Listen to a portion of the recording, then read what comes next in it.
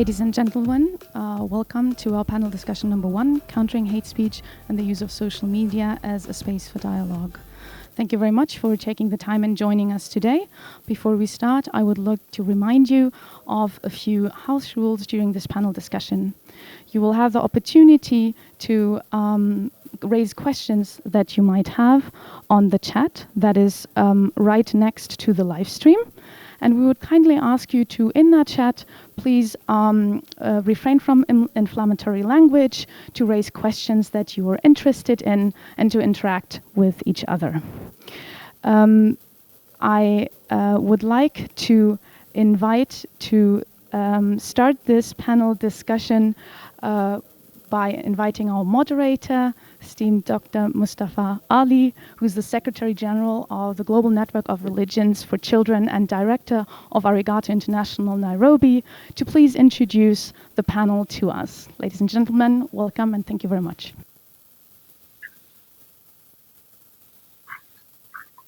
Thank you. Thank you, Panel Manager Ms. Maya Sukar, and what a wonderful moment joining you, welcoming all of you to this virtual interfaith forum for the G20. This simultaneous panel discussion is on the role of rebuilding and conflict prevention, and we're going to focus on countering hate speech and the use of countering hate speech of social media as a space of dialogue. Now, no man or born hating another person because of the color of their skin, background, religion, or tribe. Love your neighbor as yourself. That which is hateful to you, do not do to your fellow being. We created you into nations so that you may know each other, not to despise each other. These are some of the golden rule ethos that our various faith traditions, spiritual traditions accord us and guide our daily lives, the morality of our engagements. And unfortunately, there has been significant hate speech coming up, and hate speech distorts understanding of social forces, misinformations, aggravates, prejudice, and discrimination. Good thing is that we are joined by a distinguished panel tonight, this afternoon or morning, depending on wherever you are, to take us through this session and to share with us and how hate speech has created challenges and how faith communities can be used as a to address hate speech. And we will be joined by Dr. Vinya Ariyaratne, President of Bodhaya Shramadana Movement from Sri Lanka, Dr. Kamal Boraik Abdesalam Hassan, a member of Al-Azhar and Center for Dialogue and Supervision at Azhar Observatory for Combating Terrorism at Azhar University, also a KAICIID fellow, Ms. Simona Crisciani, Political Affairs Officer at the United Nations Office on Genocide, Prevent and the Responsibility to Protect, His Excellency Grand Mufti Dr. Nezad Grabus, Mufti of the Islamic Community of Slovenia, Reverend Susan Hayward, Senior Advisor for Religion and Inclusive Societies at the U.S. Institute of Peace, USIP, Chief Rabbi David Rosen, International Director of Interreligious Affairs at the American Jewish Committee and a member of KAICIID Board of Directors, Ms. Nika Saidi, Team Leader of Prevention of Violent Extremism and Leader at the UNDP, and additional Youth Representative Emina Flagg from Religions for Peace, and KAICIID Fellow Zaparna Haas as an ambassador of peace building and conflict prevention program. Let me start with Dr. Vinya Ariyaratne, President Sarvodaya Shramadana Movement. Mustafa, good evening, respected religious dignitaries, exes, ladies and gentlemen. It's my privilege and honor to be a part of this panel today on the theme Countering Hate Speech and the Use Slovenia. I would like to very sincerely thank KAICIID and the co-organizers for inviting me to share my views as a development practitioner and a public health specialist from the southern hemisphere. I come from Sri Lanka, a country which has been affected by a internal armed conflict which lasted for nearly 3 decades. It's also a country which has faced major natural disasters such as the 2004 tsunami, and despite the enormous challenges it has faced as a nation, including the terrorist attacks that happened on Easter Sunday last year, the people of Sri Lanka belonging to different ethnic religions have demonstrated tremendous resilience.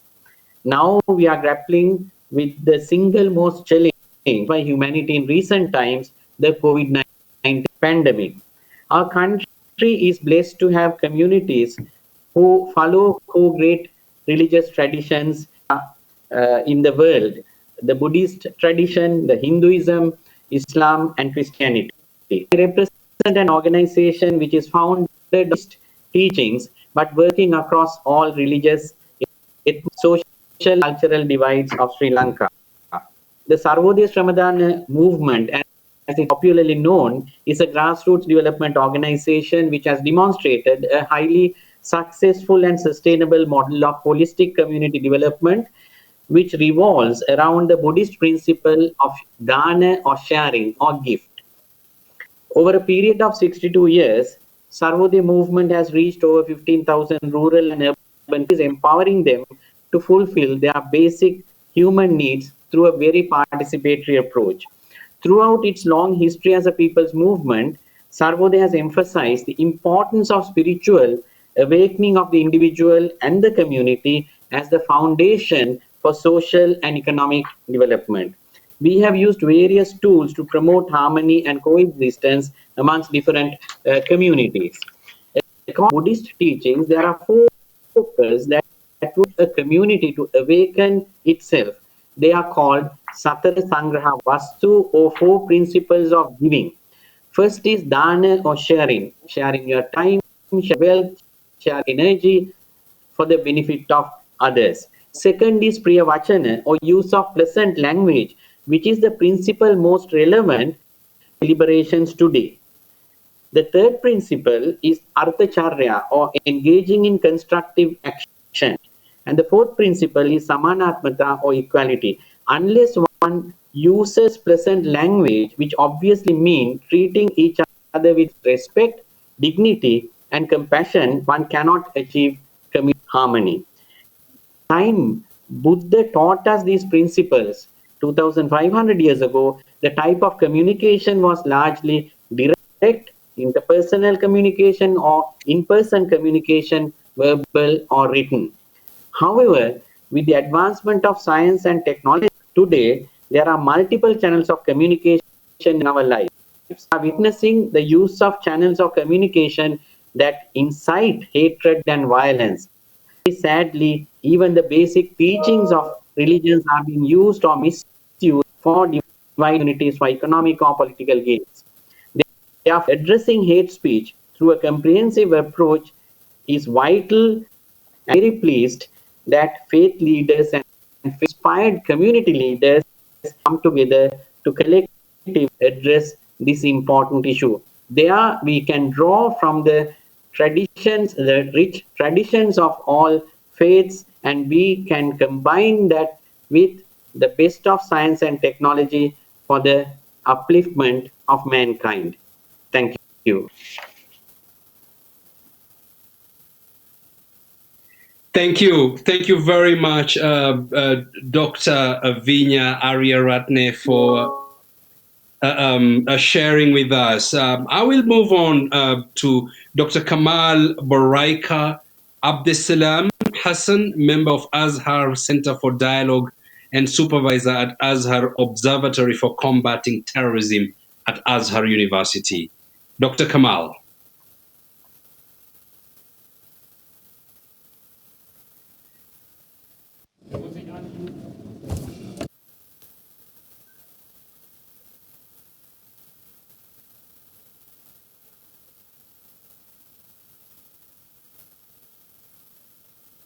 Dr. Kamal, we can't hear you. Can you unmute yourself? Do you hear me? حضرتك تسمعني؟ بيشتغل بالفعل الآن. طيب. الرحمن الرحيم.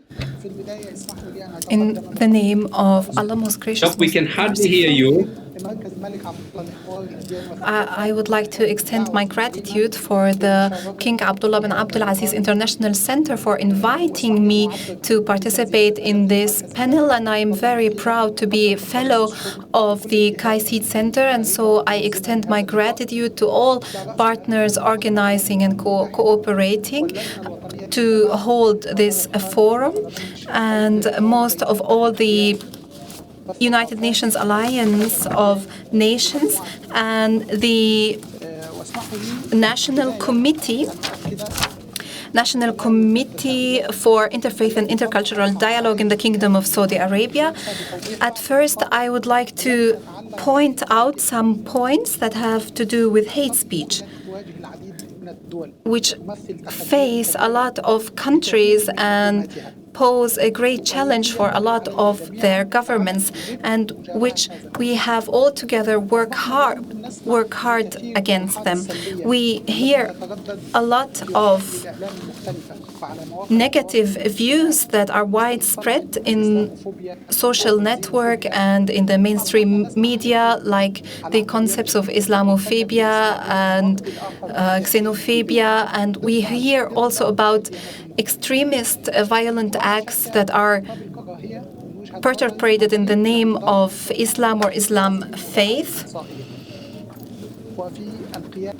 And so the hate speech has a vital role in committing these hate crimes and acts of violence, because hate speech does not admit to otherness, does not admit to any other point of view, does not admit to any otherness in form of race, religion, ethnicity, gender, because hate speech does not believe in the value of dialogue, does not believe in the value of common destiny, common citizenship, coexistence and peace.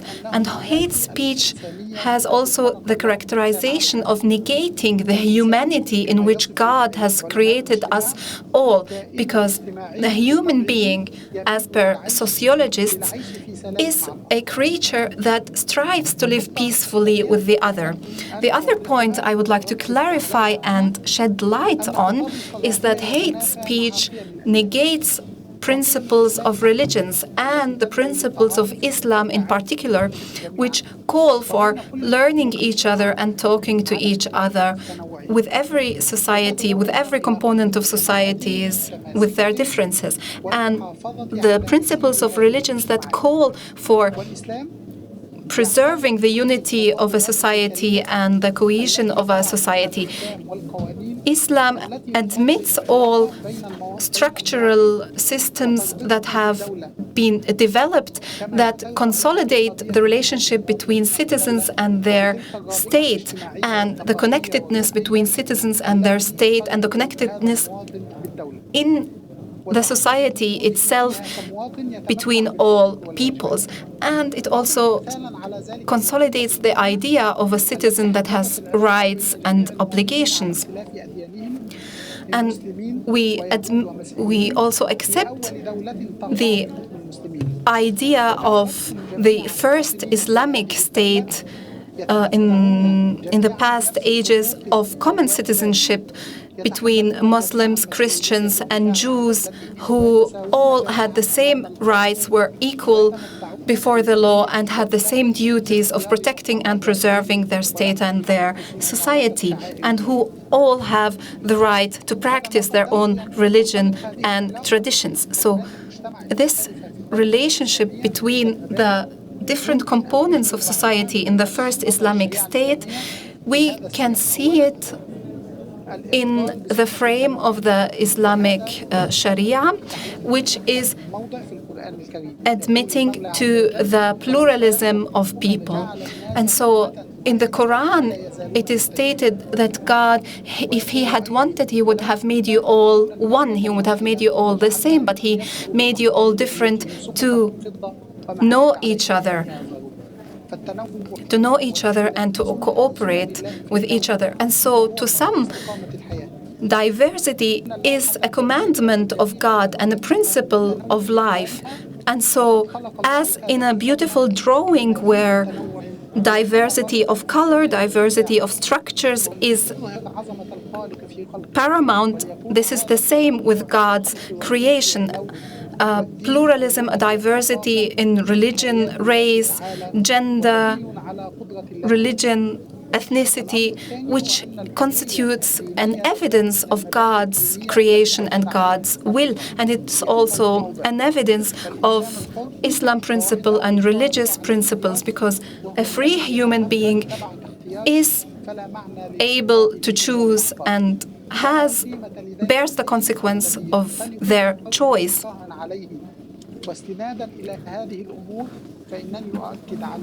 According to these points, I want to stress that Arabic societies, we can't hear you.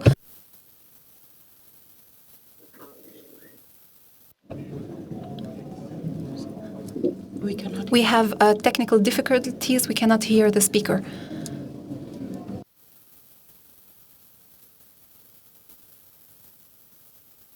We can't. I've asked Dr. Kamal Boraika to conclude, and since we're having technical problems, we will move on to the next speaker, and that is Ms. Simona Cruciani, Political Affairs Officer at the United Nations Office on Genocide Prevention and the Responsibility to Protect. Simona.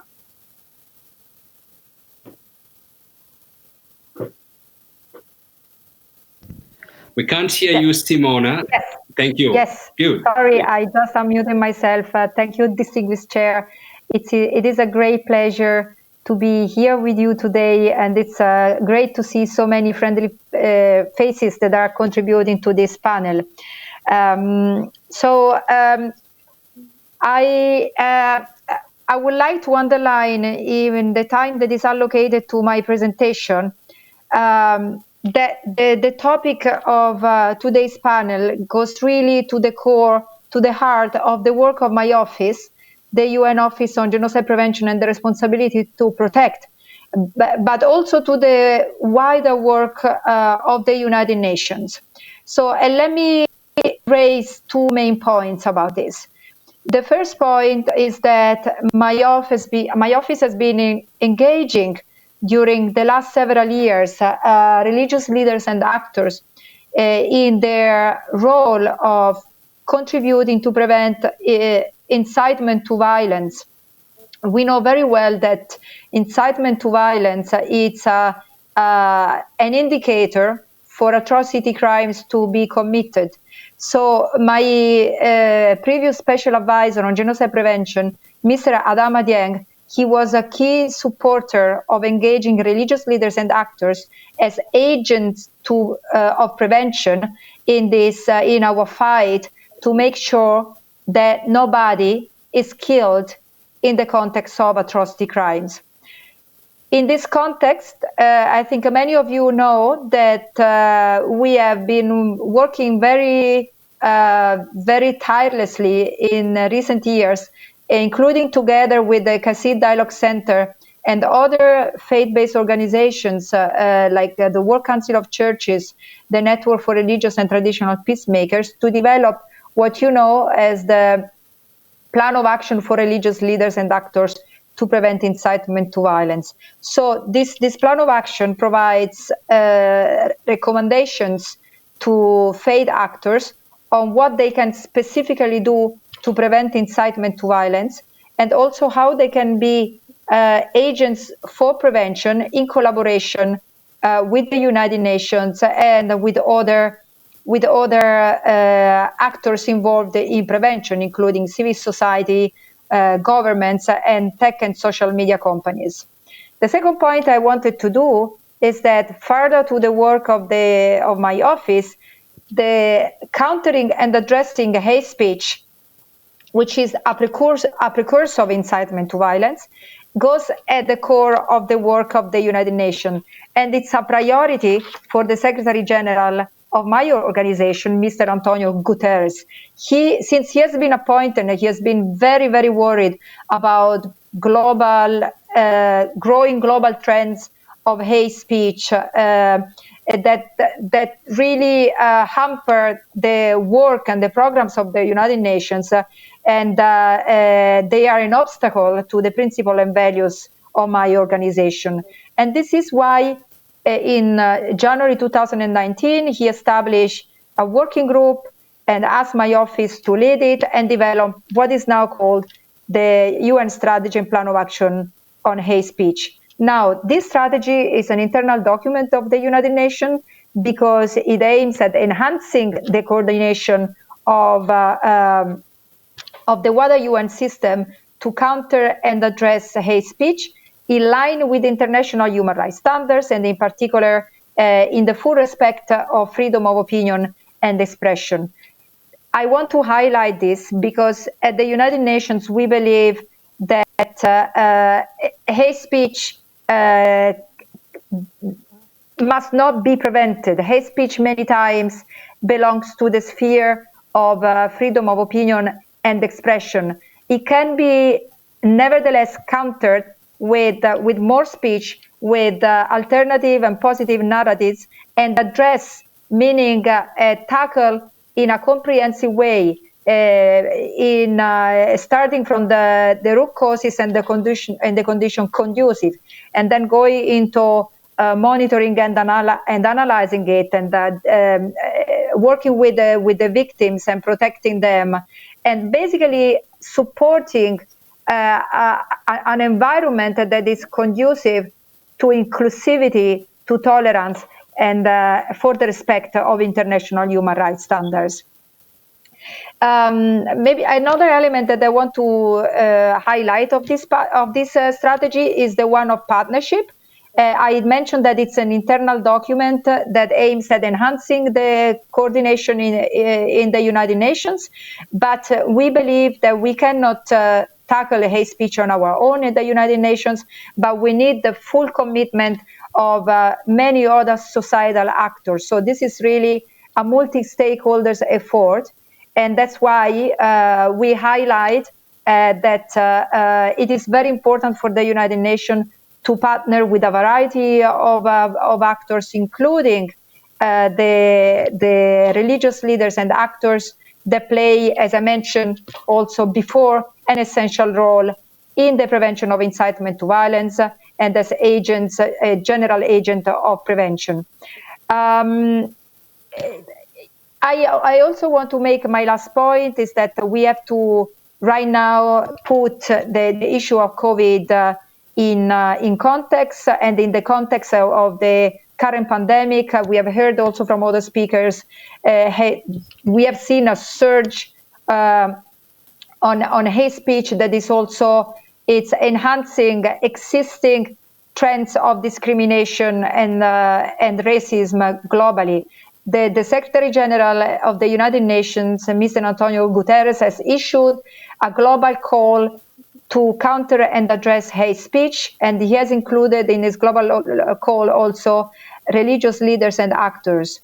And my office has followed on this global call by issuing also a document, a policy that is called the UN Guiding Notes on addressing COVID-related hate speech. And we provide in this policy also specific recommendations to faith actors on how to handle with this global issue in collaboration with the United Nations. I will stop here, and I will be happy to answer any questions that I might be asked. Thank you. Thank you, Simona, for a beautiful, brilliant exposition of what your office is doing to address hate speech at the United Nations.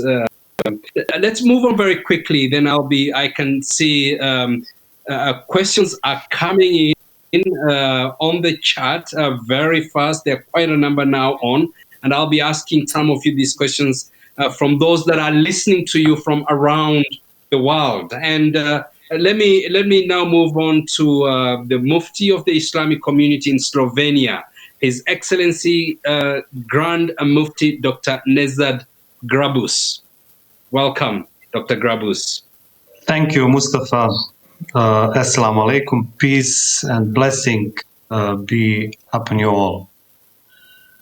Dear moderator, dear friends, I would like to express my gratitude to His Excellency Dr. Grabus will need Mufti, Mufti, to unmute yourself. We can't hear you. I'm unmuted. Really? Thank you, Mufti. It's fine. Please continue. Go ahead, Mufti. Dear moderator, dear friends, I would like to express my gratitude to His Excellency Dr. Faisal bin Mohammed and Dr. Kol Durham for their energetic approach in promoting interreligious dialogue and for their success to organize this online G20 forum in these circumstances. I wish you all blessings for this event. We appreciate the role of the Kingdom of Saudi Arabia in promoting peaceful coexistence among people of different faiths. The governing principle for relations between Muslim communities and the rest of European society is intercultural respect and understanding. Whether new arrivals or long-standing citizens, many Muslims struggle with negative narratives, prejudice, and misunderstandings. One of the biggest problems is a problem of hate speech, which destroys social relations in our societies. The main actors have a problem how to make a balance between freedom of expression and the problem of hate speech. Freedom of religion and belief, which we enjoy thanks to the Universal Declaration of Human Rights and the EU Charter of Fundamental Rights, must be provided. Part of this is a freedom of expression, and part of this is a freedom of practice. When it comes to freedom of expression, I believe I speak for many when I raise the problem of hate speech or incitement to violence of any kind, both within the Muslim community and without. Urging violence against any person must be stopped wherever it occurs. On the other hand, voices which express curiosity and seek debate, even about the most sensitive issues, must be acknowledged. This is not easy, but from generation to generation, we must make an effort. According to the Oxford Dictionary, hate speech defines as follows: abusive or threatening speech or writing that expresses prejudice against a particular group, especially on the basis of race, religion, or sexual orientation.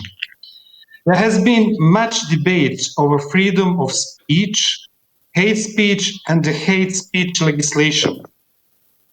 The law may identify a group based on certain characteristics. In some countries, hate speech is not a legal term.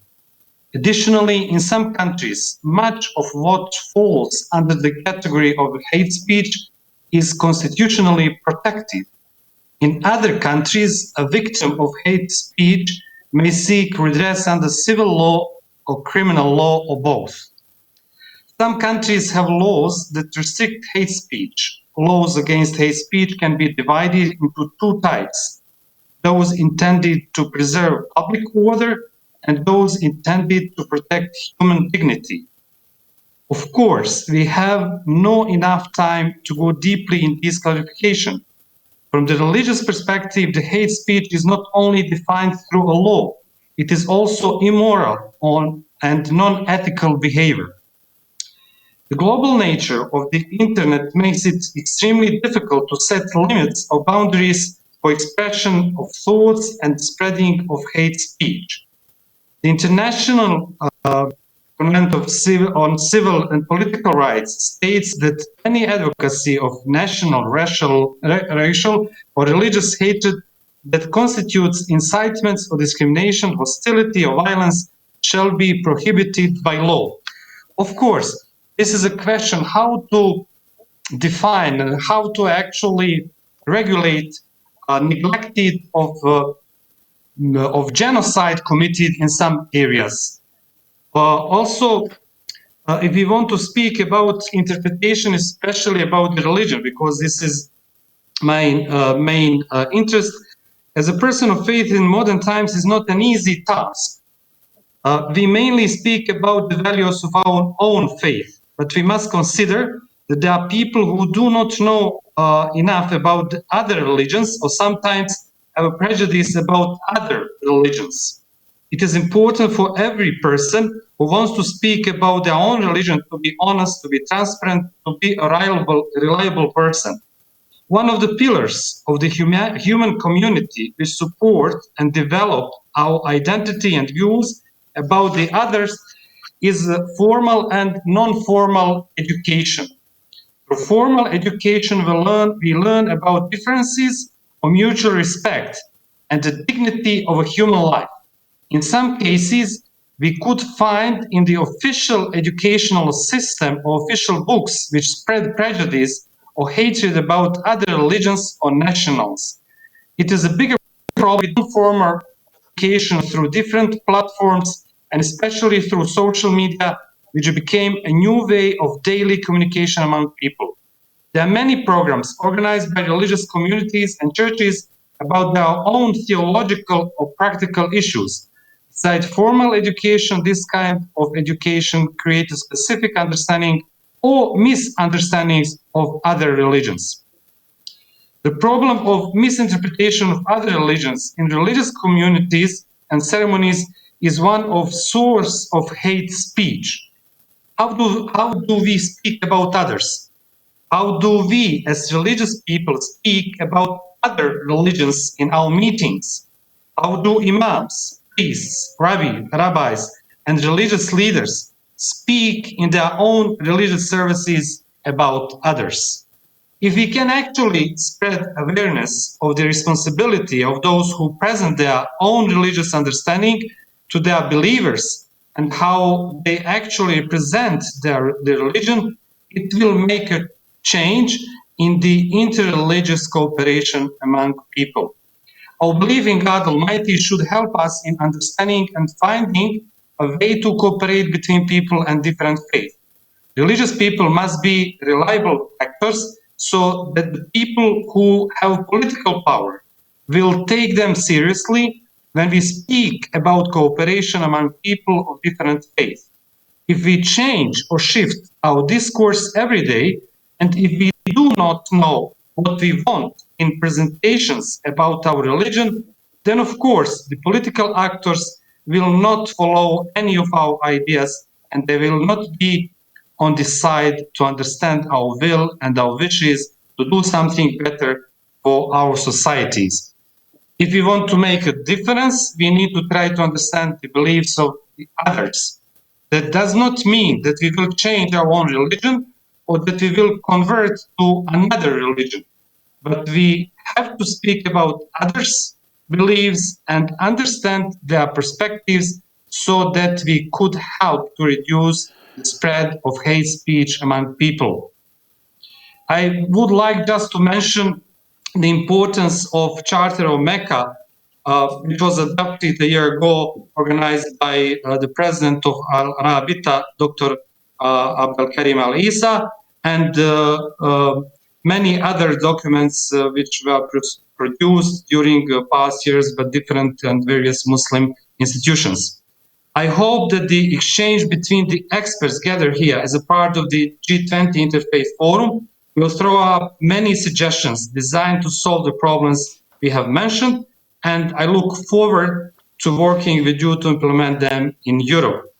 We have to agree that we do not tolerate or accept any form of hate speech. Thank you very much. Thank you. Thank you very much, Your Excellency, Mufti Dr. Nezad Grabus. And now we will be hearing from Reverend Susan Hayward, Senior Advisor for Religion and Inclusive Societies at the U.S. Institute of Peace. Reverend Hayward. Thank you very much, Mustafa, and thank you to everybody who's gathered here today, and especially for those who've worked hard to make this gathering possible, including especially the tech experts who have been making this virtual platform work for us. One quick note at the top is that I'm actually currently on leave from the United States Institute of Peace, serving as a fellow at Harvard Divinity School. So everything that I say today, I'm not saying as a representative of USIP, although I will certainly draw on some of my experiences there. So I wanted to take my 5 minutes here at the top to say a word about the gendered nature of hate speech, including that hate speech directed towards religious and racial minorities, as well as hate speech that targets women specifically and sexual and gender minorities.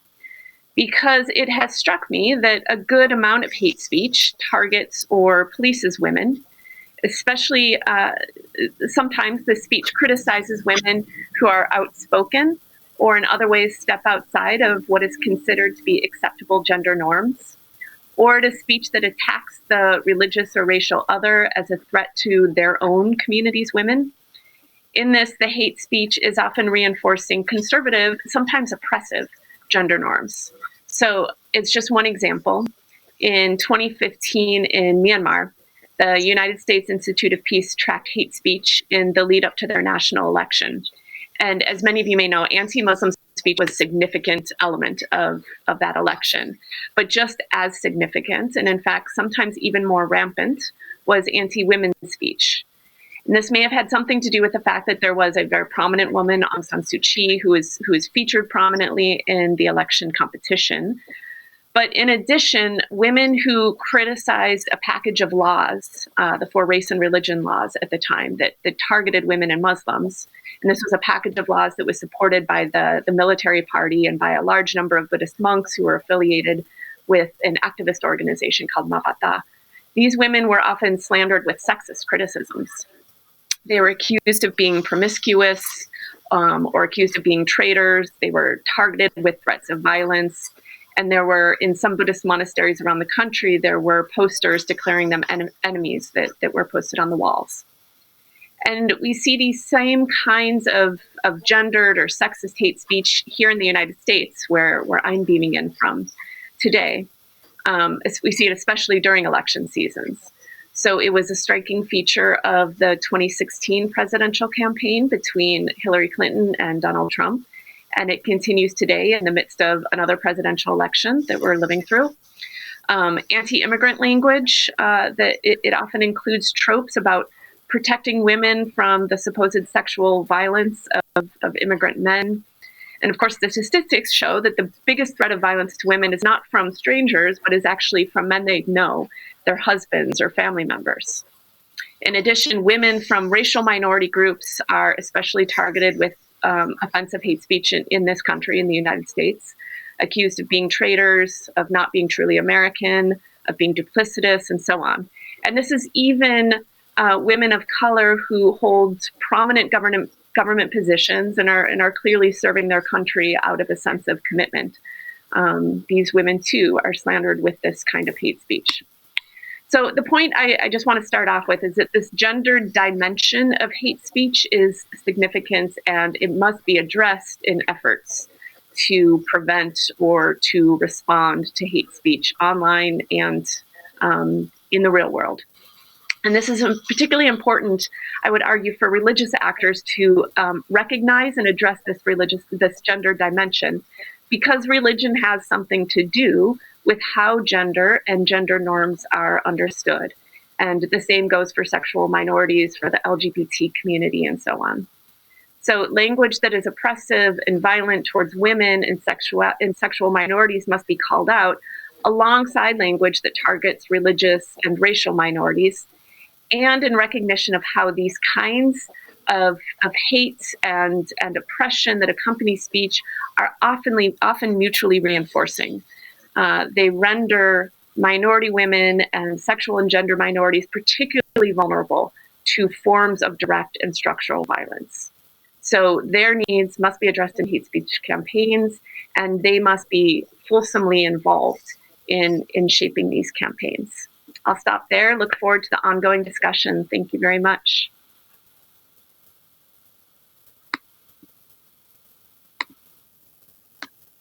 Thank you very much, Reverend Hayward, for that sharing, and particularly on the gender issues that oftentimes are treated as peripheral issues, which we need to mainstream and deal with them as part and parcel of our daily engagements in faith, various faith traditions. Thank you. Move on to Chief Rabbi David Rosen, the International Director of Interreligious Affairs at the American Jewish Committee, AJC.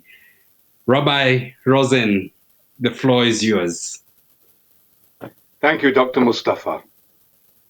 I have been brought into this panel in as much as I have, if you like, the dubious honor to represent arguably the longest hated minority in terms of human record and memory. In fact, there's a book, a famous book about 40 years ago by the sociologist, historian Robert Wistrich, called The Longest Hatred.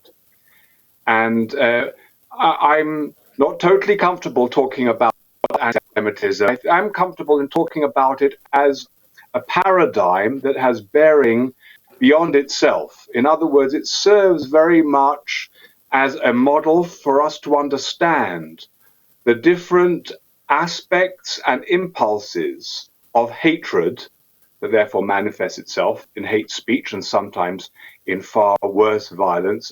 Ultimately, of course, we have the history of the most demoniacal and perverse violence of all.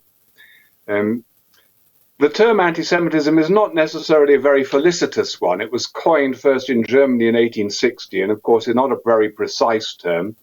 There was a great Jewish thinker by the name of Leo Pinsker, who about 20 years later, about 1880, used the much better term Judeophobia to describe this very complex, sometimes mystifying, but very often possible to analyze impulse of hostility towards Jews. And it's particularly interesting because hostility towards others, whether it's real or perceived in terms of the fears behind it, will normally relate to some particular group that has some kind of capacity to be able to undermine the interests of another group. And it's quite fascinating to see how a vulnerable, very small, almost impotent community have been the target of so much hatred. And it's particularly fascinating today because today anti-Semitism is resurgent with a vengeance. And its different manifestations that I'm going to try to highlight as paradigmatic of human hatred all have sort of come together once again with various different impulses and unholy alliances joined together by this rather, as I say, perplexing hostility towards people that come of the people of Jewish origin. Of course, one very clear reason that we can understand for this lengthy history of prejudice is that Jews were more often than not the only other. Jews, after the destruction of the temple and after especially the Bar Kokhba revolt in the 2nd century of the Common Era and the exile conducted under the auspices of Rome, Jews already had been scattered, but now were scattered around the world. And they were living in mostly Christian and Muslim societies, which were generally speaking quite homogeneous. And therefore, the Jew was the one who was different. What was really interesting is not only that Jews were, if you like, homeless and therefore dependent upon the hospitality of others, there was a process in which Jews were being invited in by various powers and princes, developing areas, especially ultimately in Central and Eastern Europe, but also throughout the Christian and the Muslim world, as they were seen as being useful in terms of trade and development. They were mobile, They were traders, they were communities, they therefore spoke many languages, had connections with different people around, and then they would be there and then they would be cast out. And one of the different reasons for this we will come to in a moment. But the otherness meant that therefore was some suspicion, and in the more primitive pre-modern era, people needed to be able to find reasons for things that they feared, and especially someone to blame when something was wrong. And thus you have, therefore, the classic phenomenon of the scapegoat. In other words, people do not want to confront their own challenges and own difficulties, and there is a value for them, if one could even use that word. There is a need that is satisfied by putting one's fears and the concerns on the shoulders of those who are different from you. So we have this classical scapegoating phenomenon. Quite fascinating in that regard is the fact that because the Jewish way of life was different, Jewish observances of various kinds, and because Jews sought to live within their own community, and because very often even certain areas of religious observance had bearing upon hygiene, even if that was not necessarily their original intention, Jews were very often both forcibly and voluntarily quarantined. That's very interesting now within the context of COVID-19, so that you had situations during the period of the Black Death and with the Great Plague, when Jews were dying, as everybody else within that society were dying, but perhaps in less numbers. And perhaps that had to do, therefore, that quarantine and those actions which today we know can protect people, but was actually, if you like, a byproduct of their way of life. At any rate, that, of course, added and abetted this scapegoating phenomenon and conspiracy theories that continue today. And during COVID-19, you've not only seen that, it's been actually quite fascinating of how in places where there are no Jews whatsoever, and where there's no way in which Jews could have had some interaction with the beginning of this pandemic, yet it's portrayed as a Jewish malevolent conspiracy to somehow do harm to those who are not Jews. So there's this fear, blame, scapegoating, conspiracy theories. Also, therefore, as I say, aided and abetted by a different way of life. What is perhaps particularly unique or special in the phenomenon of anti-Semitism is the religious dimension. This predates the monotheistic religions. There was already hostility towards Jews in ancient pagan Rome and Greece, generally because Jews wanted to maintain their own religious way of life and didn't want to become like the others, and therefore there was a resentment at those who wanted to be able to maintain their difference. When you have, of course, those that come with universal claims that ours is the right way and everybody should be like us, and Jews resist that, then you also have a certain further overlay of religious prejudice. In the case of Christianity, it was particularly acute because Christianity sees itself as the continuation of that biblical heritage of the Hebrew Bible and of the, if you like, the promises given to the children of Abraham, Isaac, and Jacob.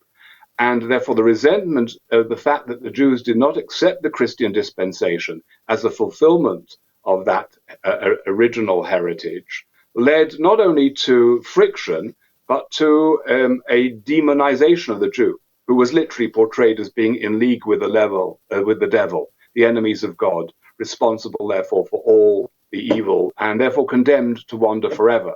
The Jewish homelessness was seen as therefore divinely visited upon the Jews until the final advent. And this, of course, created a kind of culture and environment in which atrocities against the Jews could easily be performed.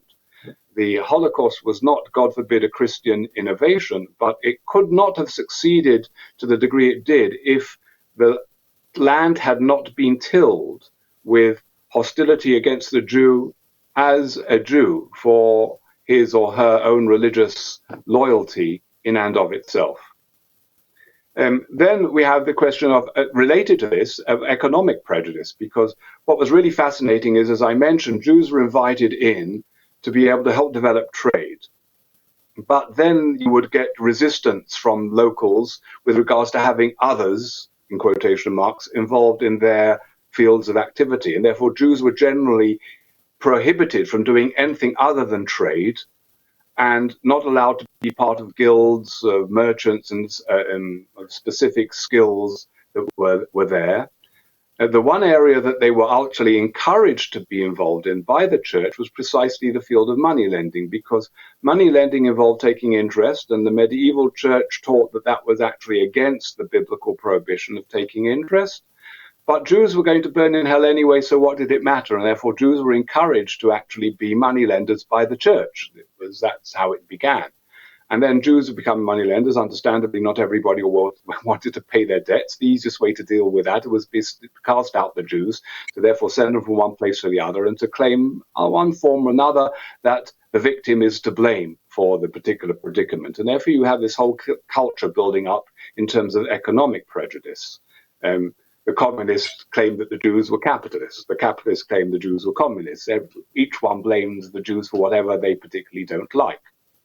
The racial anti-Semitism is a relatively modern phenomenon, very much borne out against a background of nationalism of the 19th century, where people therefore more and more sought to affirm their own identity in an exclusive national context. And this therefore produced xenophobia and fear of loss of identity. And this developed in particular, of course, within Germany, where the theories of racial anti-Semitism arguably were most sophisticated. One of the most notable in that regard was William Marr, who warned against the dangers of Jewish infiltration of good German culture, and therefore the need to be able to maintain the purity of the latter against the danger that the Jews posited. This, of course, then this idea, racial anti-Semitism, found its ultimate catastrophic expression in the Shoah, in the Holocaust. I have a little bit more to say, but I won't say it with regards to blaming the victim. This is quite fascinating theologically, but perhaps gets a little bit off the subject. Today, in addition to these aspects of anti-Semitism, which I say in some ways are paradigmatic of kinds of hate expressions that can be targeted against various kinds of minorities, ethnic, religious, and racial, we also have the phenomenon of Holocaust denial. Now, why should people want to deny the Holocaust? Well, part of that has to do with what I alluded to in passing, which is therefore blaming the victim. In other words, it's a form of transferring of one's own guilt. A sense of guilt of the treatment of the Jew is easily handled if you can actually claim that the Jew is ultimately responsible for it, or that the Jew is completely exaggerating the phenomenon, and that therefore it is somehow a manipulative tool to somehow control others in that regard. And that's come together with a phenomenon of prejudice, which I skipped over by mistake, which of course is political prejudice. And political prejudice has particularly targeted the Jewish state. Obviously, not everything that the Jewish state does is okay, and criticism of politics is perfectly legitimate. But the way in which Israel is often presented as the source of all problems, and particularly, for example, as the origin of the problems in the Middle East, as if it's somehow related to the Shia-Sunni conflict or the catastrophe in Syria or to the persecution of Copts, or with regards to the collapse of other failed states in the Middle East, is quite fascinating in itself. In some senses, the Jewish collective entity has become a kind of, therefore, lightning conductor for all kinds of hang-ups or senses of historical injury that are transferred in some particular way to a Jewish collective entity. And these Holocaust denial is often expressed for political reasons by those who fear that somehow Jewish interests are able to gain some advantage by virtue of the tragedy of their own particular history. But it is a dangerous phenomenon, as the former Grand Mufti of Bosnia, Dr. Mustafa Seric, has pointed out, because Holocaust denial, in a way, is trying to prepare the way for the legitimation of atrocities, not necessarily against Jews. But once you, therefore, diminish its significance, the capacity to be able to act on hatred is so much greater. And therefore, the latest Facebook decision that was just taken yesterday to be able to restrict Holocaust denial and expressions related thereto is a significant one. Because, as I said, there is this resurgence, but the resurgence reflects not only a further distance from the Shoah, from the Holocaust, and therefore memory is far more distant, it also reflects a kind of brutalization within our society, and that relates very specifically to social media, or as so-called social media. Because today, people who would have been totally marginal and not been heard at all have the capacity to be able to spew their filth out against whoever it is, Muslims, Christians, Jews, or any particular community, in a way they were never able to do before. So part of the resurgence of hatred has been facilitated by the modern technological capacities that have been developed, quite fascinatingly. And we've seen that particularly during the COVID-19 period. And this, of course, demands of us to ensure that not only we identify these prejudices as I've tried to describe them, but that we engage these tools, these remarkable tools of technology, to be able to combat effectively, both through control, which means limiting, but there, as many have said already before me, there is a problem in terms of freedom of expression, but certainly to be able to ensure that if we all who work in this field engage these tools in a manner that we can ensure that more positive, fair, just, and righteous expressions ultimately combat those that seek to utilize these vehicles to advance their own malevolence and hostility. Thank you.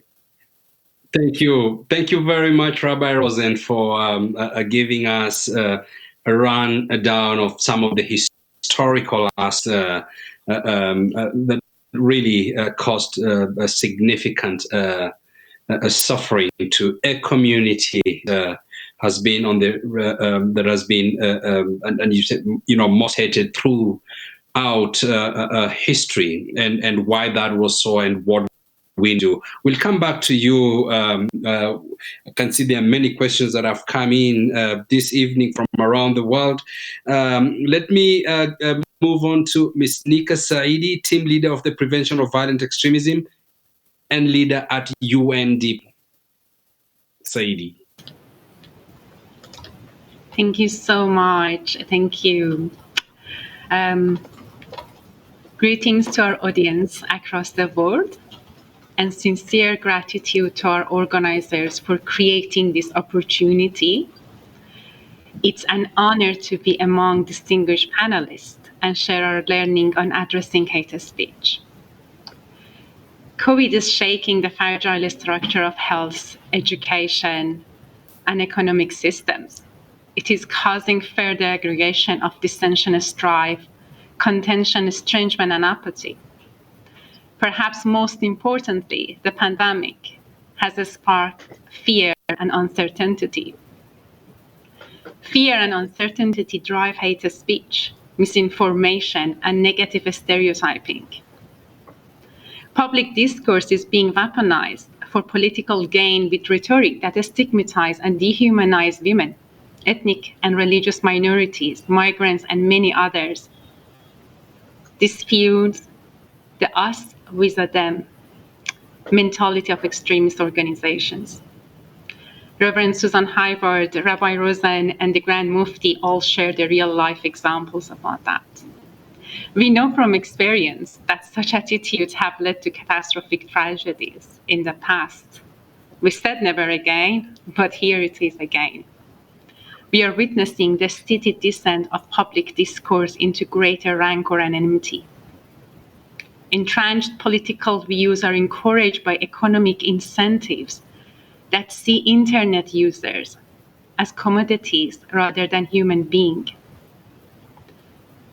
Period of turbulence, however, can present opportunities to redefine collective values, our common values. And this is what we are here for today. We talk about our shared common values. Connected now more than ever, many individuals and communities in countless places are exploring how digital platforms can contribute to societal harmony. and stimulate thoughtful conversations. Many religious leaders, faith-based actors, and communities of faith are striving to reduce tensions and incitement to hatred. They are calling upon all to adhere to the main principle of all faiths, which is love thy neighbors as thyself. People have come together through virtual interfaith devotions and meaningful conversations. We see that is happening. Many journalists and media outlets have started sharing profound ideas about social transformation and acts of solidarity. Stories of ordinary people have risen to serve their community are being shared globally. Random acts of kindness have become more frequent, and the human desire to be kind and useful are more evident. Wide access to social platforms has enabled more than half of the world's population to create and share content and ideas instantly, and to register their support or opposition to any sentiment. This ease with which a person can join in such a public debate make momentary lapses of judgment and incautious actions more likely and their residue more enduring. But can we avoid social media? We are going to explore more during the question and answer, but social media can be a force of good. It can move. As a global community, away from highlighting divisions, it can create opportunity for communities, religious leaders, and faith-based actors to talk about things that unite us, like what we are doing today.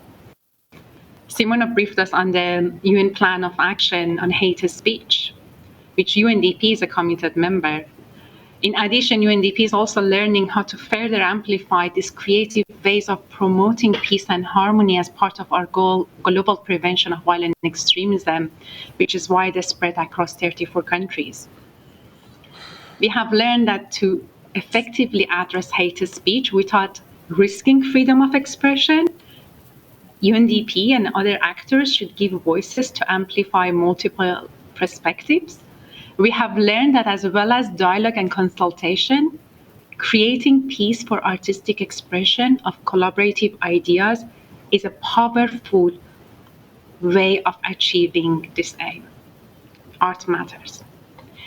Currently, for example, in 9 countries, UNDP is working with religious leaders and faith-based actors to use various forms of media at regional, national, and community levels to counter extremist message and hate speech. These efforts are designed to help prevent radicalization by sharing the diverse life experience of a country's many citizens. They provide a platform for different perspectives on religions and national identity, including voice of tolerance, local norms and cultural values underpinning acceptance of others, a positive view of diversity. This initiative uses the arts to present inclusivity, promote critical thinking, and enable young people in particular to become media savvy. Young people must have opportunities for media literacy training to ensure that they are conscious digital citizens, empowered to share positive messages and tackle violent, misleading, and decisive rhetoric. Also, additionally, through private sector partnership, for example, we have with Facebook, Google, and YouTube, and other actors. This initiative have a wide audience. They create opportunity.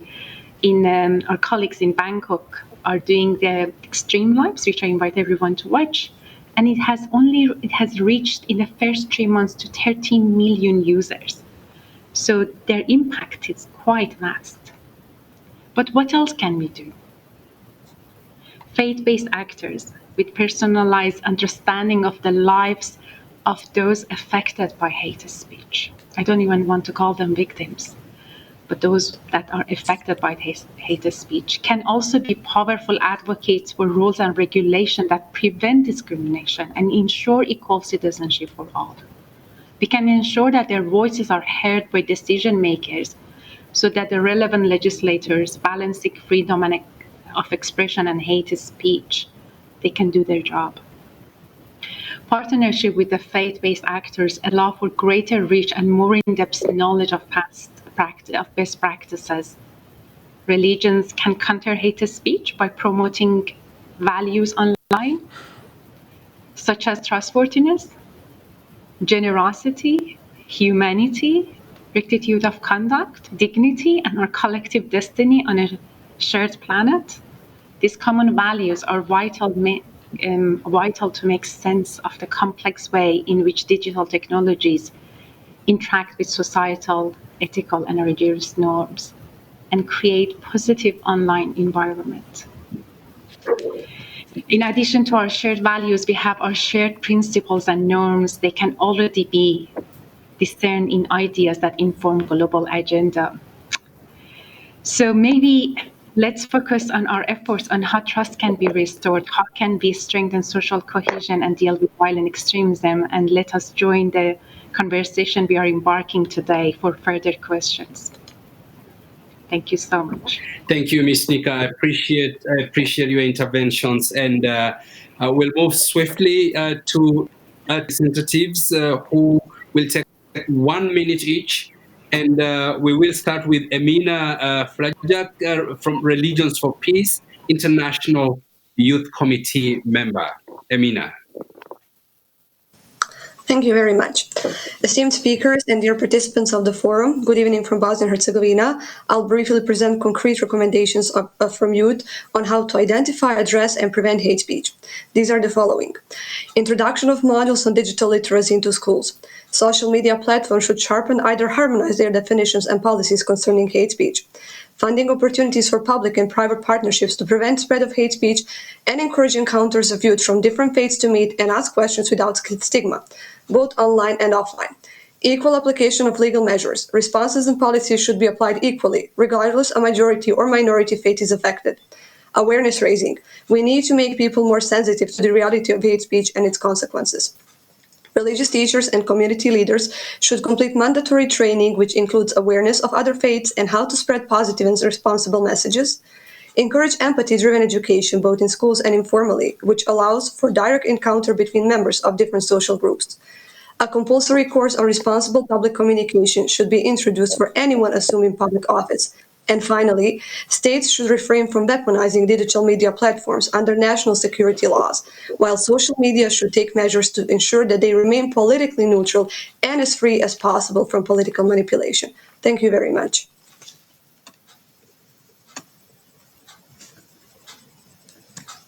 Thank you very much, Emina. And finally, KAICIID fellow Zafar Nahas.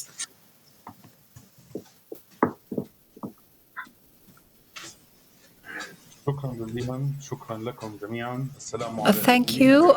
Thank you all. Thank you. Go ahead, Zafar. Greetings to everybody we appreciate that pluralism is an interactive act. One of the participants in the civil war said the war did not start when we shot the first bullet, but it started when we shot the first word towards each other. I will give you the recommendations, the three major recommendations from the group of discussion of the KAICIID Fellows Network, which was one of the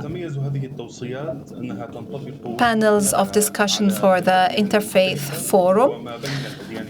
And we discussed all the communities inside religion, which call for policies based on cooperation and not being as weapons or means of pressure, political pressure. The first recommendation deals with prosecution of hatred of speech through legal departments, but the fellows in KAICIID had a different approach, which deals with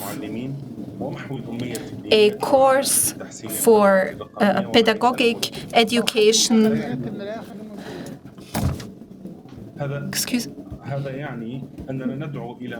which means we call for open-minded schools and universities that include others and otherness and allows for coexistence and tolerance.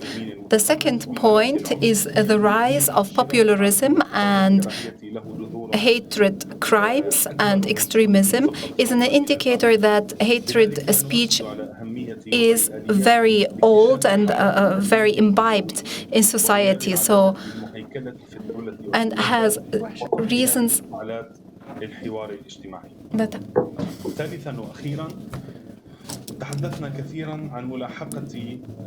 have to deal with social injustice. We talked also about tackling hate speech, but we would like to recommend highlighting the positive aspects that can contribute to tackling this challenge in the civil society organizations and inside the society with positive words and positive messages. In other words, we hear about the social media's role in spreading false information and hatred speech and bugs.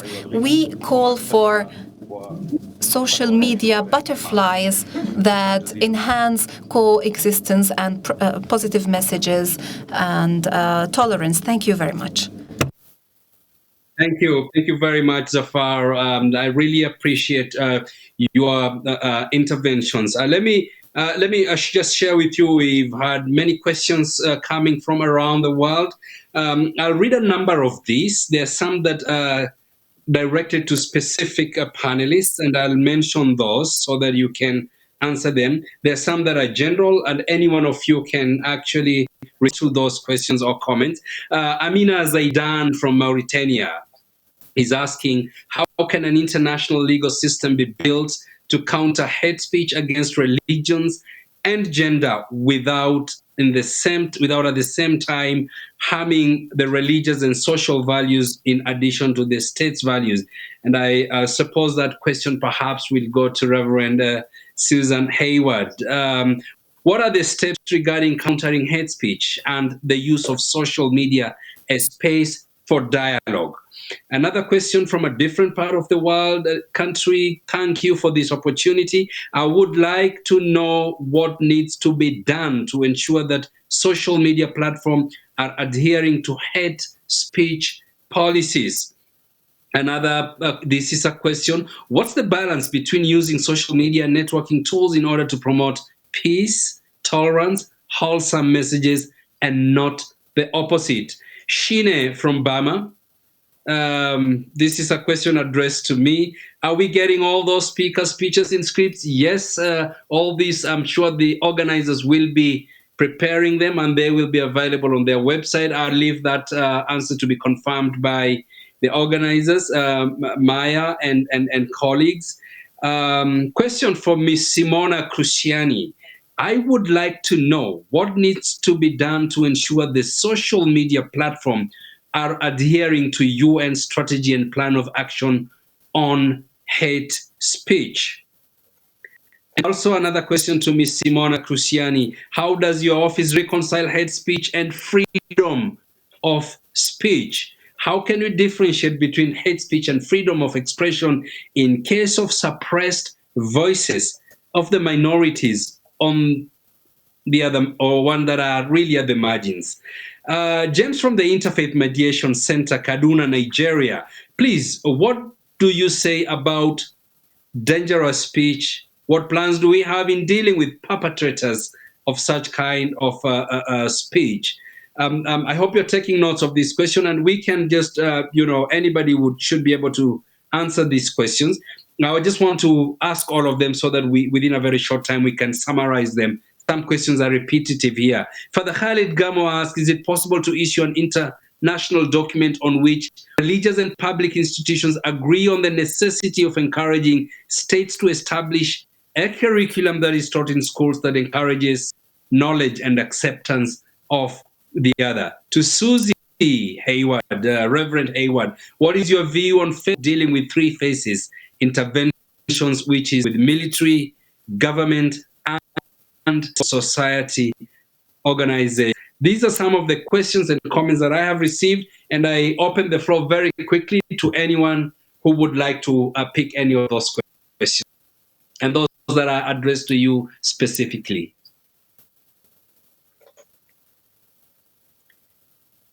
Maybe we should Christiani from UNDP. I mean, from the United Nations Office responsible to protect and prevention of genocide. Simona. Sure. Thank you. I would be happy to take the three questions that were addressed to me. And let me start by stressing one thing. Hate speech is different from incitement to discrimination, hostility, and violence. So while incitement to discrimination, hostility, and violence is defined legally in the International Convention on Civil and Political Rights in Article 20, and it's prohibited.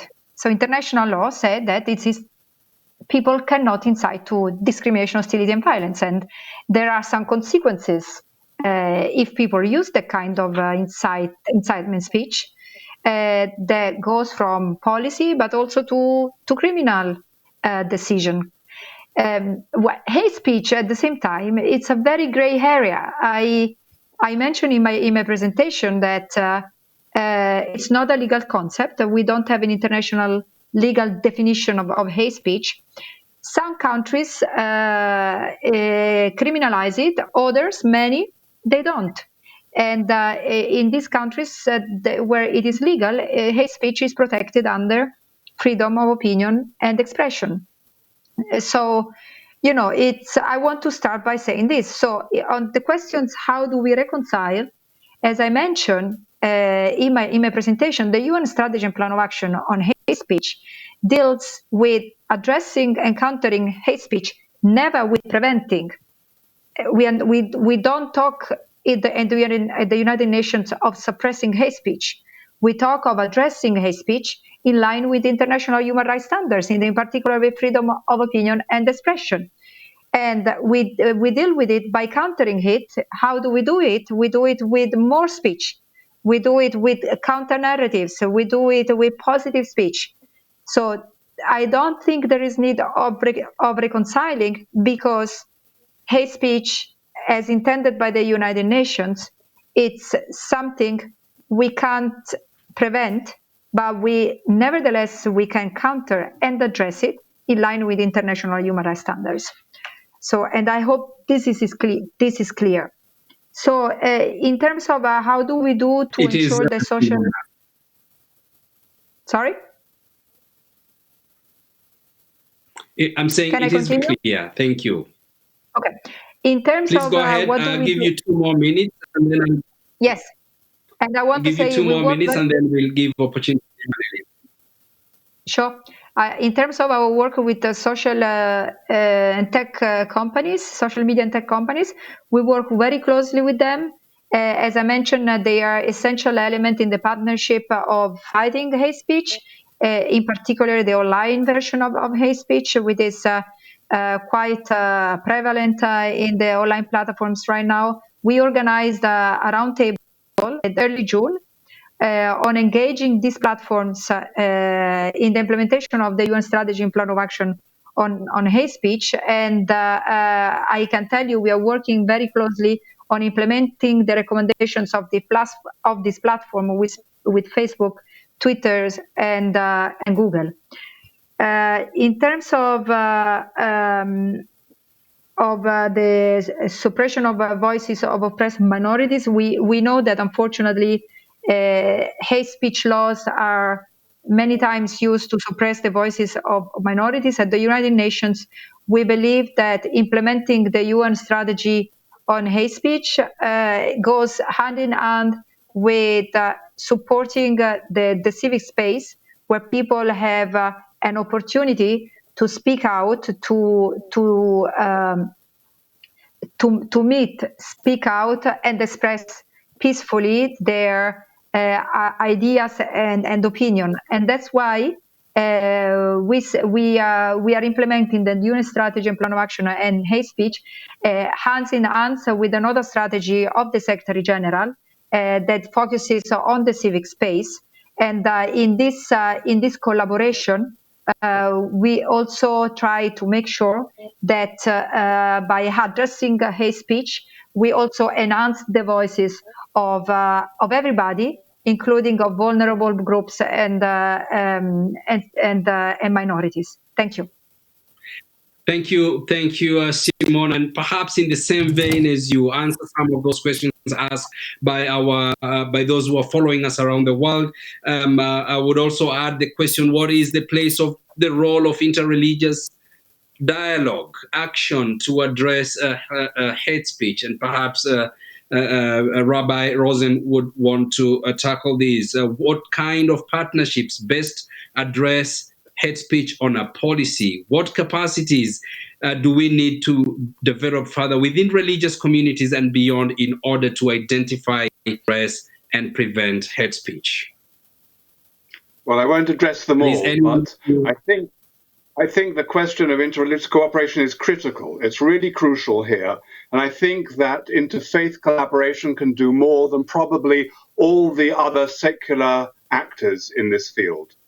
Because when people, if for example, there is some form of hate expression against a Shia community, and the condemnation of that comes not just from Sunni leaders, but also from Jewish and Christian leaders, and maybe even from people within the Dharma community, it becomes far more significant if there is an expression, an attack on Christians, and their case is taken up not simply by other Christians who care for their brothers and sisters in faith, but by people who believe that the interfaith mutual responsibility demands of us solidarity with one another, standing up for one another.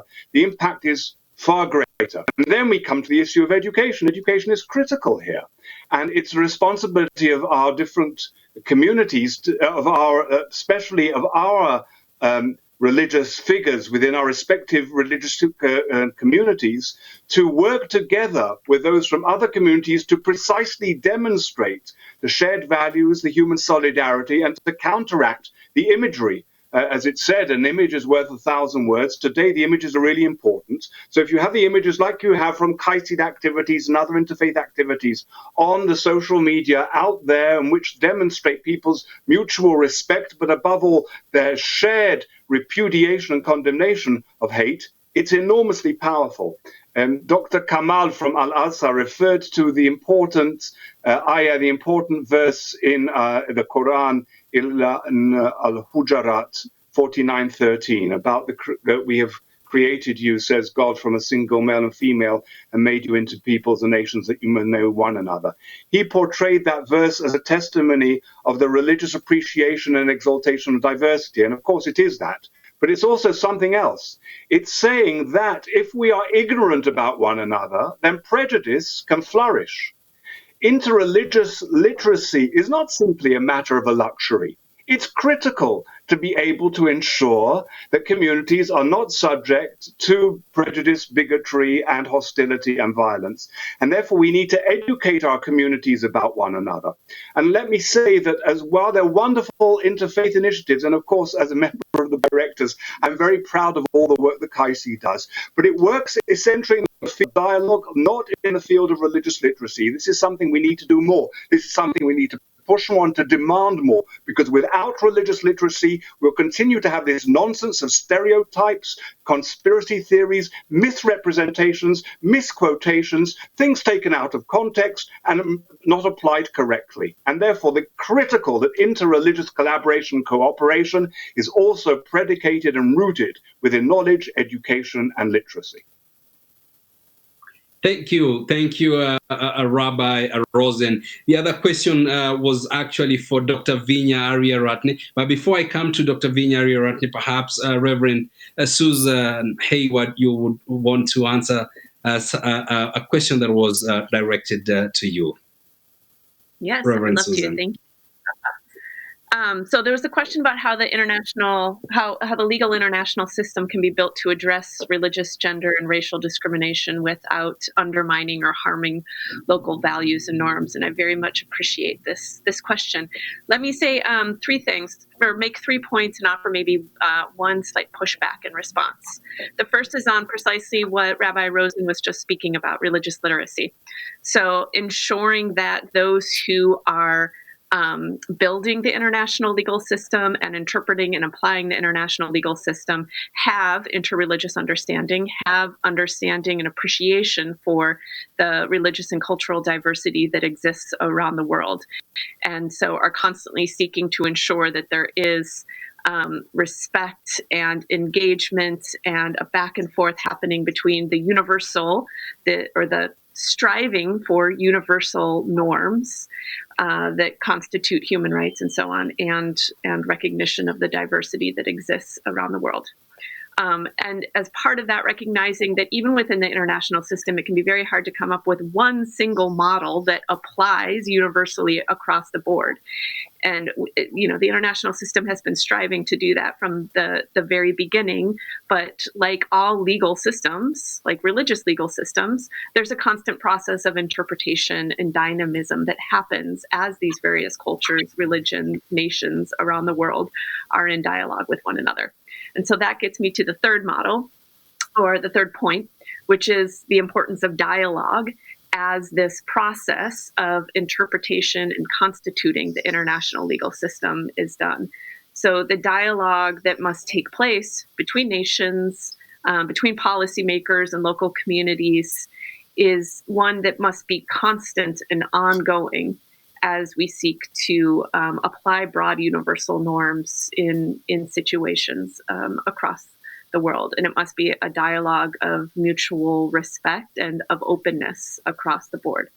But let me just say one thing by way of just a gentle pushback, which is that I often see in situations an appeal towards there is, or an argument that there is kind of one position that constitutes that religious or cultural community's position on any one given issue. And that argument is made by some actors in those societies. But oftentimes, in reality, there's a great deal of diversity that exists even within any one religion or any one culture or any one group on the ground anywhere. So just speaking again from the American context, I'll sometimes hear the media, for example, say that American Christians believe this on whatever issue, on whether it's about military interventions, if it's about women's rights, if it's about environmental climate change or these positions. But the reality is that there are many diverse American Christian communities and positions and interpretations about what is the right way to understand those issues and the right way to respond to those issues. So this element of religious literacy is also a crucial element of it, is recognizing that religions and cultures are always going through these interpretive processes, and there's a lot of diversity and dynamism even within any one religion or culture on the ground in these contexts. One other thing I would just point I would want to make with respect to religious literacy and interreligious dialogue, building on what Rabbi Rosen was just saying, is to underscore and amplify precisely what he was saying about the importance of these interreligious efforts to address, especially when it comes to interreligious discrimination or hate speech. But also to say that it's not enough, because the words and messages and speech that's being said that is hateful, that is insightful, that is discriminatory, is often rooted in and fuels forms of structural discrimination. And so another aspect of interreligious action that is critical is precisely that. It's action, it's coalition building, to be able to address some of the ways in which these prejudices and biases get baked into larger political, economic, and social structures and norms, and to be able to really create those kinds of transformations that can address these issues of injustice that are underscore and are fueled by forms of hate and prejudice.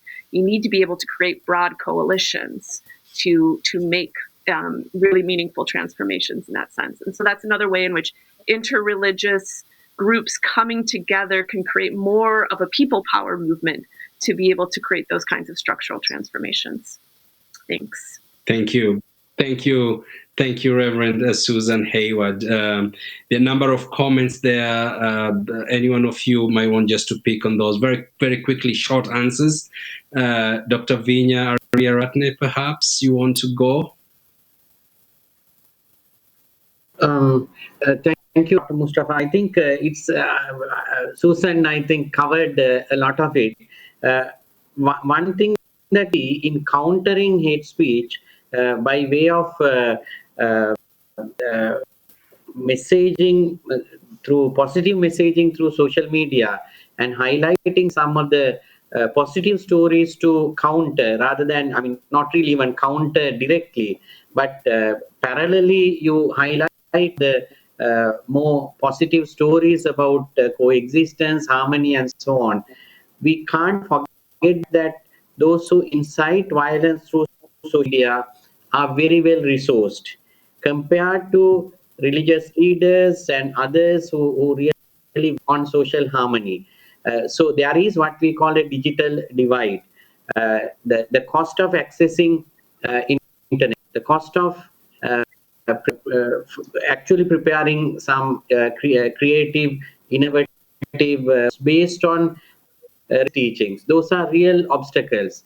So I think when you are forming partnerships should bring creative community together, youth, and also sometimes even bringing in the service providers themselves. For example, in Sri Lanka, we are partnering with Facebook itself to be able to help us to carry messages, counter hate speech, sometimes even identify trends and also origins of hate speech. So I think it's a collective effort where at different levels we interact with important stakeholders vertically and horizontally in addressing hate speech. So that's how I see the way forward. Thank you. Thank you. Thank you, Dr. Vinya Ariaratne. Last words, any comment from Dr. Boraika, Dr. Nedzad Grabus, or Nika Saidi? And you don't have to answer the questions. I'll give you each 1 minute to wind up, to wind down, and speak to your last comments after commenting on these questions and comments. Thank you so much. So maybe I can jump in.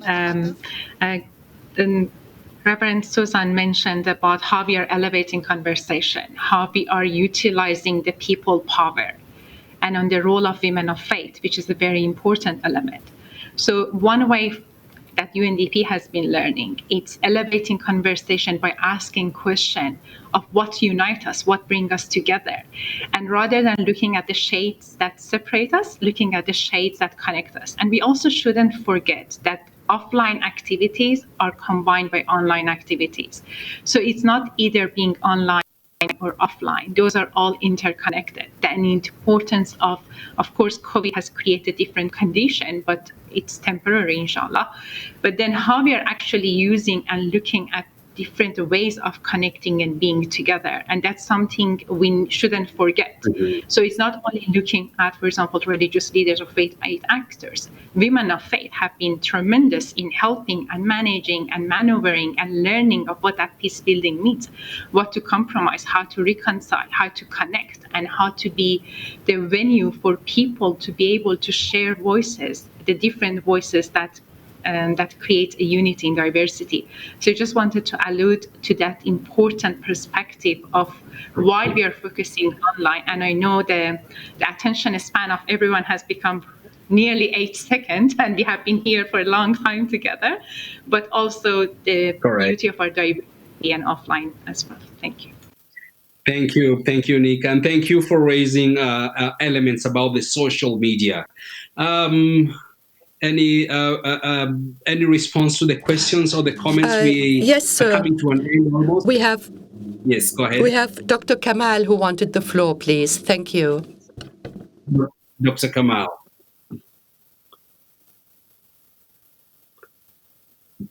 Dr. Kamal, please go ahead. هل تسمعينني؟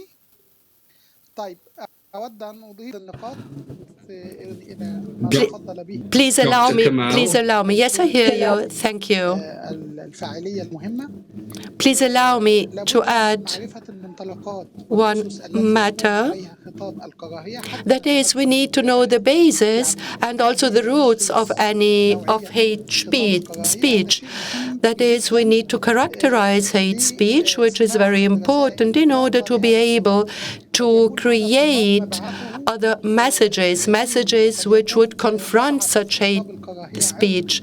So this could be hate speech could be rooted in religion, could be rooted in sexual diversity. So we really need to understand the reasons and also understand the roots of hate speech in order to be able to characterize, in order to know the symptoms, and then in the end be able to remedy it and also concentrate on the necessary means to remedy it. This is one thing I wanted to point out. Secondly, I'd like to stress what Chief Rabbi Rosen said, that we need dialogue on the basis of respecting the other and based on religious values which repeat that all of us are the children of the same mother and father. We all live on the same planet. We need to work together, we need to cooperate, we need to coordinate matters for the sake of humanity, for the sake of human beings. Every one of us, we are children of Adam, and Adam was created out of dust, and to dust we go back. So I'd like to ask religious leaders in regard to education, for instance, also to stress these religious values, may it be through online courses or also through personal exchange. We all know that religions did not come with hate. Islam is known that it's a religion of tolerance, not hate. Christianity, a religion of tolerance, of hate. And also Judaism came with the same values. It is the mother of our religion. So all religions came from God Almighty. All religions would stress peaceful coexistence, would ask to stand up against hate speech, to stand up against killing people, and to work for the interest of humanity. So I think all of us, it's hard for all of us to imagine that the whole world would live or follow one religion or one faith, as it is equally impossible to imagine that we'd all be alike. That's, as was said, God created us being different, and this is one of the values religions brought to us. So we need to educate the youth especially, and also to train them on how to deal with hate speech. Secondly, thank you, Dr. Kamal. We're just spending 1 minute each now to conclude. We should be ending this panel in the next 6 minutes, and I'm going to ask each one of you to take 1 minute each to make your final interventions, and I will start from the where I stopped. The last person, so Miss Nika Saidi, and then go all the way to the first panelist, Dr. Vinyari Aratne. Starting with you, Miss Nika Saidi. 1 minute each, please. So I think to add to what has been shared, the importance of also measuring the impact and being able to define what that measuring impact means. Simona mentioned there is a gray area on what hate speech means, but also how we are measuring and all the different intervention, how we are assessing their impact in the community, and that would be a breakthrough in our work. And just to add, our colleagues, for example, in Arab states had done some work, but it needs further and further resources and collaboration with the faith-based actors. Thank you so much. Thank you. Thank you very much. Thank you very much, Nika. Chief Rabbi Rosen, David, the floor is yours. Thank you. I've taken too much of the time anyway, so I will be happy to forego my last minute and hand over to my colleagues. Thank you, Rabbi Rosen, for your consideration. Most appreciated. Reverend Susan Hayward. I just want to start by underscoring what Vinya said about the importance of uncovering the small networks that often fuel and fund these kinds of ideological hate campaigns. There's often a political purpose or another underlying purpose to it. And recognizing that any effort to try to address it needs to be just as savvy and just as strategic, and it must include actions as well as words. Recognizing that speech, as we're taught in the book of Genesis from the Hebrew scriptures, also drawn on by the Christian community of which I'm a part, recognizes that the very act of speaking is a creative force that creates worlds. And from the Buddhist tradition, which I also study and learn from, that using proper speech can actually be a spiritually liberating force.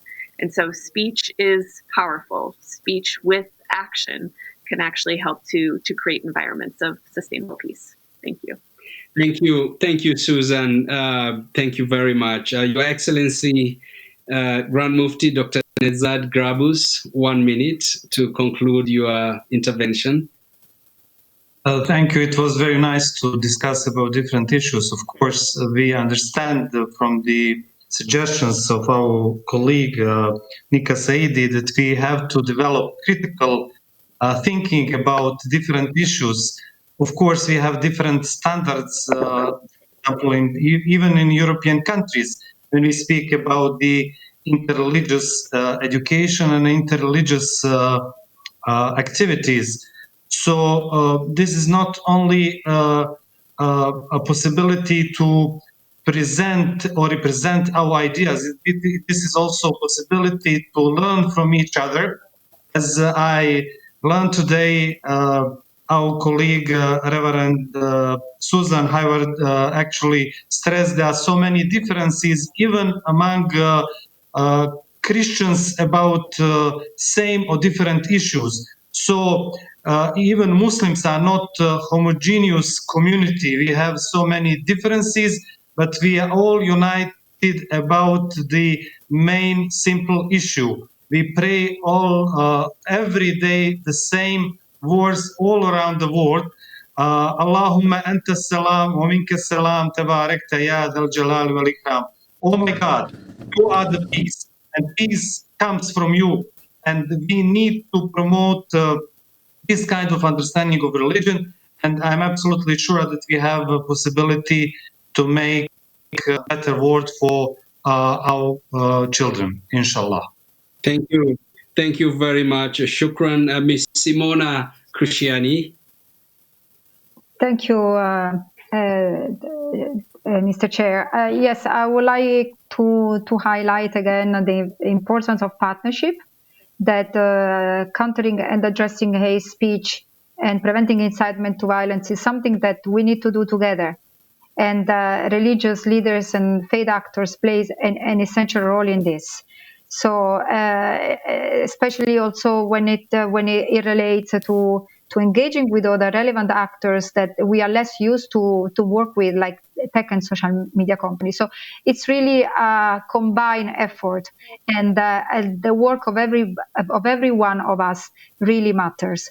And then the second point is that we need to do this in line with international human rights standards, meaning with respect with freedom of religion and belief and opinion and expression. And my last point is I would ask the religious leaders and actors to use their voice to speak out and counter hate speech, especially when policy is not clear, or in situations where there is a lack of policy, to protect vulnerable groups, women, sexual minorities, and ethnic and religious minorities. Thank you. Thank you, Simona. Thank you very much. Dr. Kamal Baraik Abdesalam Hassan, 1 minute to conclude.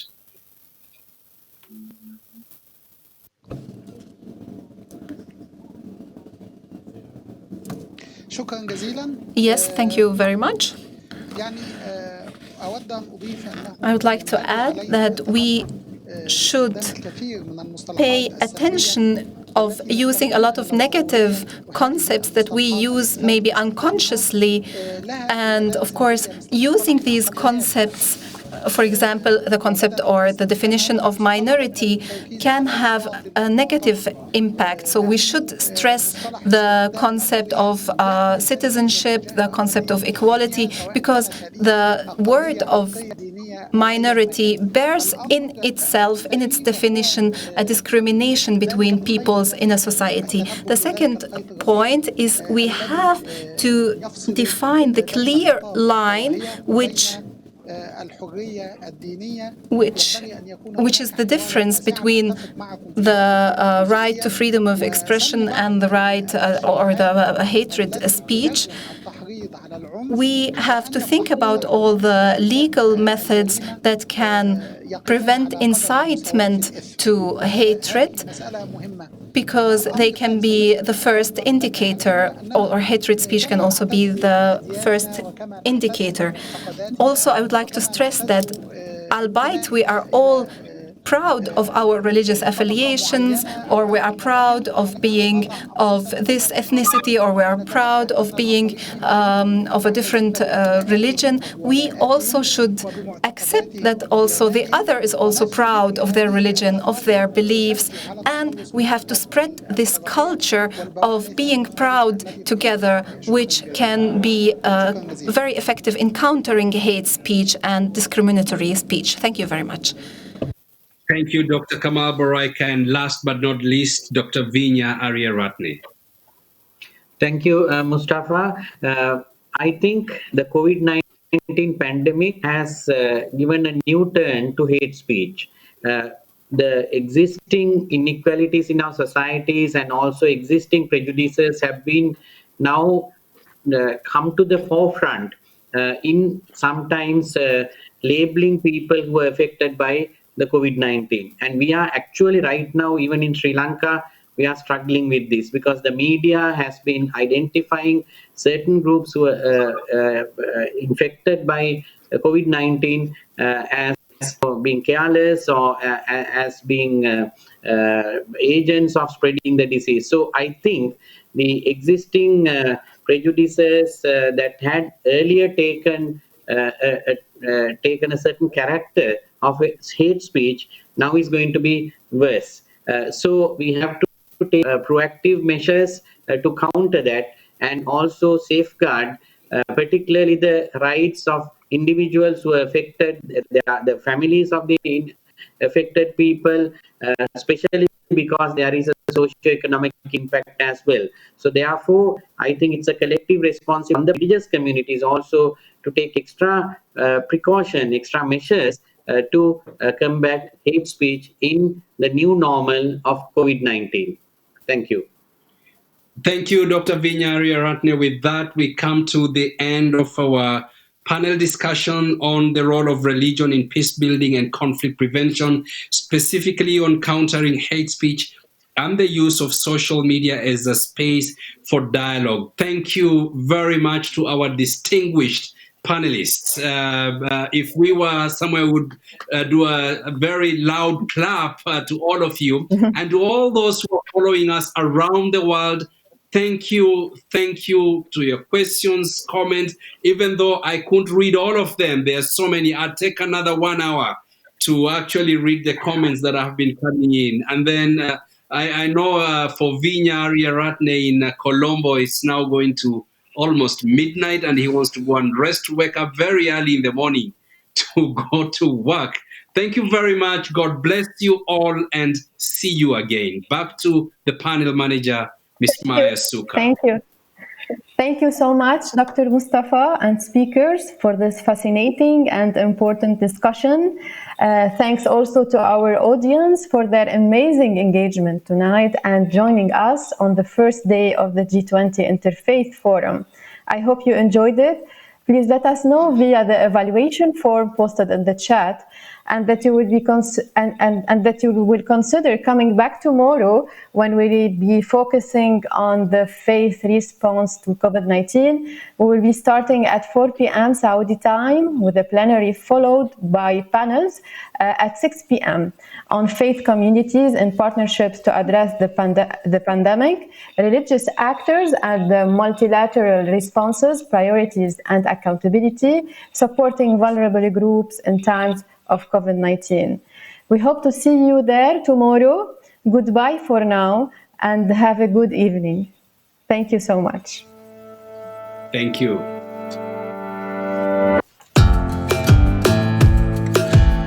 Dear panelists, thank you so much. That was